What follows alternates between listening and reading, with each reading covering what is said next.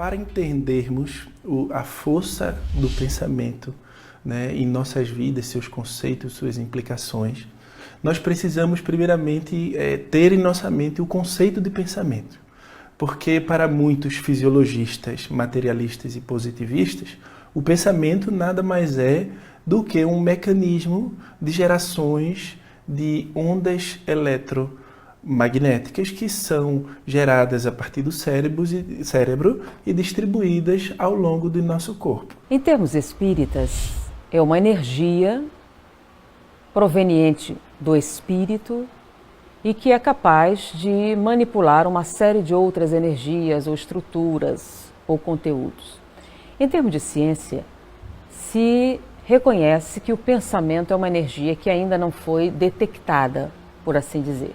Espera-se que no momento em que o pensamento seja identificado como um tipo de energia específico, eles possam finalmente entender, por exemplo, os chamados fenômenos paranormais, que é a conversão da força do pensamento em outros tipos de energia. Mas se considerarmos, do ponto como o Espiritismo nos considera e como já a ciência moderna já nos traz o pensamento como fruto da geração ou como tendo o seu cerne na alma, nós vamos entender a força do pensamento muito além do que apenas um mecanismo biológico. O pensamento é um subproduto do espírito, é uma energia, e sendo energia, é algo de natureza física. É uma energia que pode ser convertida em outros tipos de energia quando do processo reencarnatório, ou seja, quando o espírito está ligado ao corpo. É a fonte dos chamados fenômenos paranormais, anímicos, aqueles produzidos pelos sensitivos. Existem os fenômenos objetivos e subjetivos. Os objetivos é quando a mente interfere diretamente na matéria.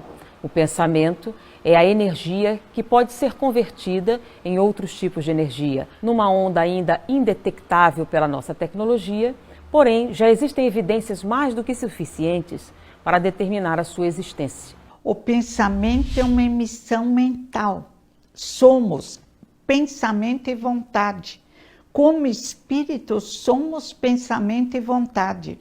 Agimos sobre o mundo à nossa volta, sobre nós mesmos, sobre a construção do nosso corpo físico, sobre o nosso cérebro, através do nosso pensamento. O mundo espiritual, quando se refere ao pensamento, se refere à força motriz das transformações no mundo espiritual e no mundo físico. É uma energia que seria a mais básica produzida pelo espírito, que daria origem, por exemplo, ao perispírito. Com a ação da nossa mente sobre as partículas do orbe, se forma um chamado corpo semimaterial, que seria o perispírito.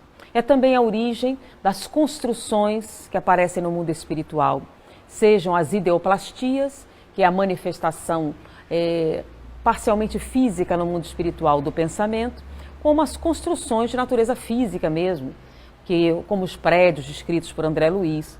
Todas aquelas construções utilizam a energia do pensamento para se realizarem. Podemos dizer, então, que seria a energia básica do universo. Portanto, o nosso pensamento, ele é criador, ele é gerador do ambiente que nós vivemos. Através do pensamento nós formamos tudo. O próprio Cristo disse que todas as guerras, as adversidades, elas nascem nos pensamentos, elas nascem no interior do homem. E nós precisamos reconhecer que é exatamente nesse campo, junto obviamente com sentimentos, que se formam todas as mazelas, ou todas as virtudes, todas as doenças ou todas as curas, todas as terapêuticas, e todas as conjunturas das quais nós sofremos ou das quais nós nos alegramos. Se somos pensamento e vontade, se somos luzes, filho da luz, o nosso pensamento tem uma força semelhante à de Deus, nosso Pai. Co-criadores de Deus, agimos sobre a nossa energia à nossa volta, consciente ou inconscientemente criamos aquilo que pensamos. E aí temos que ter cuidado, Emmanuel diz, cuidado com o que desejais, porque quando desejamos já criamos. Tanto ele pode construir positivamente, quanto ele pode destruir também. Um pensamento desanimado, um pensamento entregue a mágoas, um pensamento entregue à falta de vontade, este pensamento não surte o efeito desejado. Ao contrário, por exemplo, um pensamento confiante, um pensamento entusiasta, um pensamento vibrante é capaz de remover obstáculos à nossa volta, porque o pensamento é força viva, é atributo da alma, é conquista da alma para agir em favor de si mesma. Então, se o pensamento tem um peso específico, os pensamentos agradáveis têm um peso pluma, peso leve. E os pensamentos deprimentes, desagradáveis, é um peso pesado, que amargura e que toma conta de toda a área cerebral e vai se espalhando na corrente sanguínea, vai se espalhando no corpo todo. Cada célula, ela é encharcada pelos pensamentos que vão em nossa mente. Como nós pensamos, nós agimos. Como nós pensamos, nós falamos. Como nós pensamos, nós criamos. O pensamento é uma forma viva. Então, aquilo que nós pensamos, ele toma forma. Na espiritualidade, na dimensão energética, ele tem uma força. A coisa mais rápida que nós temos no nosso universo é a luz, que se desloca numa velocidade incrível. Numa velocidade ainda maior, nós temos o pensamento. Uma pesquisa realizada numa universidade queria demonstrar, por exemplo, os limites do pensamento.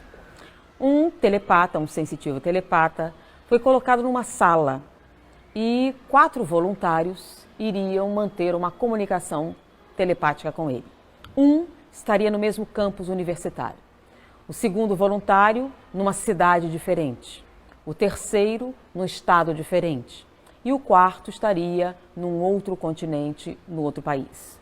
Numa hora determinada, eles iriam parar em um local, concentrar-se numa imagem que estivessem vendo e transmitiriam esse sinal para o sensitivo, o telepata que fazia parte da experiência.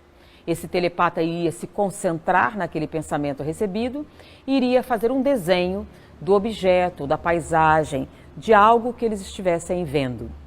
Foi feita a experiência, na hora marcada, cada um deles iria se concentrar e bateria uma fotografia do objeto, da imagem, da paisagem na qual eles estariam se concentrando. No laboratório, ele começou, a cada hora, um dos voluntários, e ele fez então os 4 desenhos. Quando os voluntários retornaram, eles mostraram as fotografias. Então, aquele que estava no campus, na mesma localização, parou junto a um banco de uma praça e verificou um pedaço da paisagem que ele fotografou. E o desenho que o telepata fez correspondeu à imagem que ele estava projetando. A mesma coisa aconteceu com aquele que estava em outra cidade, em outro estado e em outro continente. Ou seja, a distância do objeto de comunicação não fez nenhuma diferença no resultado da experiência. Com isso, eles conceberam que a velocidade do pensamento poderia então ser superior à velocidade da luz. No momento em que você pensasse, esse deslocamento teria acontecido. Então, em termos científicos, como hipótese para explicar uma série de fenômenos, o pensamento já é reconhecido. E com relação ao espiritismo, seria a força motriz das principais construções que a mente pode realizar. Mas afinal, o que é a força do pensamento? A força do pensamento é uma capacidade que todos nós temos, encarnados, a utilizar o pensamento, que é uma das faculdades que o espírito tem que desenvolver ao longo das várias reencarnações. Essa força é proporcional ao grau de adiantamento do espírito e ela é tanto maior quanto maior a vontade. Então, ela está diretamente ligada à vontade do ser pensante, né, do espírito, em realizar coisas, em realizar, modificar de tal forma que ele consiga modificar o seu meio ambiente. É como se o pensamento fosse a energia e a vontade o veículo desta energia. Então podemos dizer que o pensamento é uma coisa só. A qualidade dele, a intensidade dele seriam direcionadas pela vontade.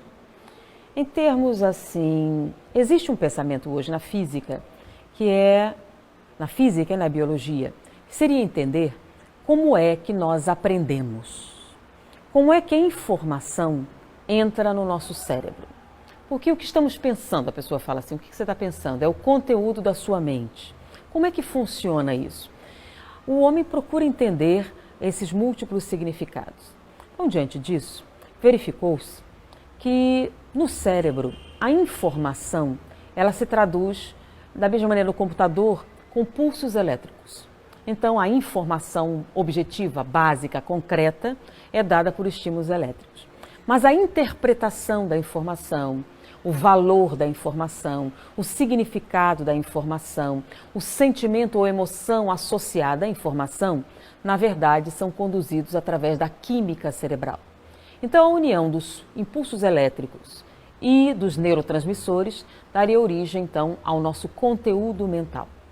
Poderíamos dizer que o pensamento é a energia que surge como subproduto dessa ação. A vontade é aquilo que direciona essa ação. Mas para que aquilo funcione, por exemplo, a intensidade desse pensamento, a força desse pensamento, a de quantidade de energia envolvida, vai ser uma equação dada pela densidade da atenção. Quanto tempo e qual a intensidade que você pode manter um determinado pensamento específico dentro do tempo. Quanto maior a quantidade de tempo e quanto maior a concentração, mais significativamente você iria imprimir um pensamento no cérebro, causando o que eles chamam de plasticidade cerebral. O cérebro iria se transformar e essa informação, essa memória, essa experiência estaria então plasmada no seu cérebro, marcada. Então você aprendeu algo e esse algo mudou você. Então isso seria a densidade da atenção. O entendimento de como se dá, ele falou especificamente, vontade, foco e concentração. Você juntando essas três palavrinhas, você colapsaria a onda, ou seja, você criaria alteração neurológica que tornaria esse pensamento real, ou essa vontade real, ou esta informação uma coisa real para você e que marcaria permanentemente o cérebro. Então não seria a palavra certa, não seria força do pensamento, e sim força de vontade. E a vontade está principalmente associada a pensar algo tempo suficiente para marcar o seu cérebro.